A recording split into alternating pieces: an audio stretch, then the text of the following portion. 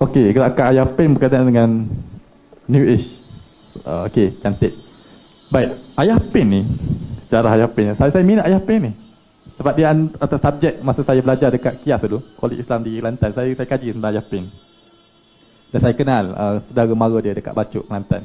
Ini adalah kesan gerakan bahaya ajaran kebatinan ni. Dia boleh menjadi ekstrim, melampau dia tahap, dia akan bawa satu agama baru. Seperti mana kalau sebab saya tulis buku ni, 60 agama baru ni, majoriti adalah daripada agama kebatinan tu, dia adung buat agama baru. Sehingga 60 dah tertapak di Malaysia. Didedahkan dalam buku ni. Semua figure tersebut sama gerakan pertubuhan NGO tersebut. Kalau dia nak saman, sebab kita cerita apa yang dia buat, kita tak tuduh apa-apa pun. Kan? Nak tuduh tu dia stage lain. Ni hanya cerita apa yang dia buat, tu je. Yang ni perlu tahu. Jadi Ayah Pen ni, kesan dia, wujud je sebelum jadi Ayah Pen ni, dia ada hasil daripada ajaran daripada menantu dia. Kenapa menantu dia? Hasan anak rimau. Oh, bunyi bukan main ke? Hasan anak rimau. Sebenarnya dia adalah Hasan menjual anak pokok limau. Anak pokok limau, dia jual anak pokok limau, itu sebenarnya nama dia. Tetapi oleh kerana bila orang angkat dia ni guru silat. Dia mengguru silat, dia mengamalkan ilmu-ilmu kebatinan ni. Tak habis petapa ke guru mana tak pergi, semua dia pergi. Dan dia memperkenalkan satu amalan ratik dalam gelap. Dia tutup lampu apa semua, dia meratik. Itulah apa yang Ayah Pen buat. Bila Hasan ni, dia masa tu terkenal dekat Kelantan. Malah fatwa-fatwa banyak dikeluarkan seluruh negeri ketika kes Hasan anak rimau ni. Sebab dia ilmu kebatinan. Dia bawa melalui silat ni. Dan Ayah Pen, dia menikahkan anak perempuan dia, nama Moksu. Moksu tu panggilan kepada anak Ayah Pen, menikah dengan Hasan anak rimau ni. Dan bila meninggalnya Hasan anak rimau, gerakan ajaran Hasan anak rimau ni berpecah kepada 3. Pertama, anak sulung Hasan anak rimau dekat Kelantan, Moksu yang anak kepada Ayah Pen sendiri juga bawa gerakan dia, dan Ayah Pen Arifin ni sendiri yang pergi. Jadi dia melampau lah. Kalau Moksu ni hanya lebih kurang tak solat, ajaran kebatinan, tak kenal diri jangan solat lagi, macam tu. Itu yang Moksu bawa. Itu saya dapat dia punya pengikut dia sebut. Dan kepada Ayah Pen ni, kesan dia daripada dia belajar ilmu kebatinan dengan Hasan anak rimau ni, dia faham bahawa, sebab tu Ayah Pen bila dia pergi Bali, dia sebut apa? Agama Hindu ni saya yang cipta ni. Sebab apa? Dia kata dulu saya orang tua lama. Dulu badan saya bongkok. Ini saya cipta agama Hindu dulu. Saya pencipta agama Hindu ni. Tapi saya tahu pencipta. Saya dulu nama lain. Sekarang ni nama lain. Mula awal saya turun di situ. Nama saya dulu lain. Orang tua lama. Sekarang ni pun saya menjadi saya tubuh saya bongkok. Sekarang bagaimana?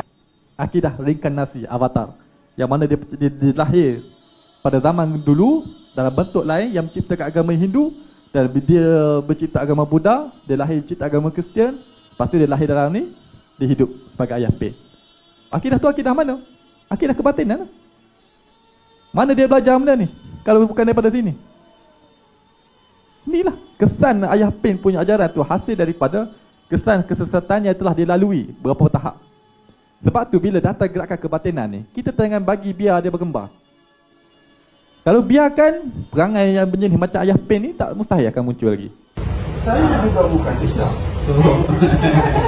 So ajaran kita Tuhan satu saja, super. Saya bukan Islam. Saya tak ada agama. Saya tak punya agama. Agama tak pernah bagi saya hidup. Agama tak pernah bagi saya duit. Agama tak ada surga. Yang ada surga Tuhan. Betul, sama juga Tuan Harun. Harun ni, okey, dia adalah pengamal New Age tegak. Dan dia juga buat bisnes. Dan dia juga mengajar tentang konsep cinta tanpa batas ni, tanpa sepadan. Dan benda ni lah apa yang akidah New Age ni bawa, apa yang Tuan Harun tu bawa. Kenapa dia kenal sebagai Tuhan Harun?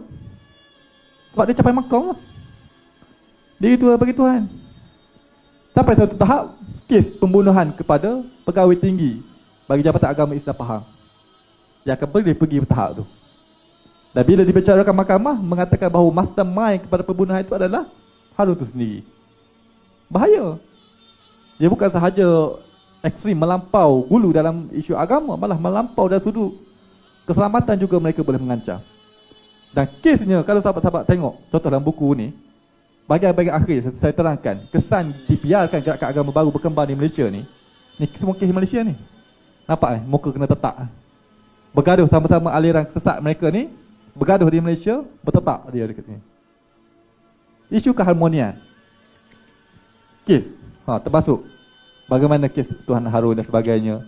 Kalau di luar negara, kes-kes gerakan agama baru dibiarkan, tengok bagaimana mereka boleh buat huru-hara dalam negara. Kes kematian dekat Jepun tu, bunuh melalui gas sarin dan sebagainya. Ni. Ini adalah kesan ketaksuban yang dibina di atas satu-satu figure. Dan gerakan New Age ini sangat senang dia untuk twist kepada agama. Sebab dia dah ajar dah spiritual ni. Jumpa dengan dewa tu, jumpa dengan wali tu. Satu benda dia boleh tahu apa dia? Diri dia sebagai rasul. Boleh jadi agama. Dia boleh strukturkan dalam ajaran dia tu, dah ada dah amalan ritual. Dalam New Age apa semua tu, dia twist hanya dia mengaku dia sebagai rasul, cukup jadi agama.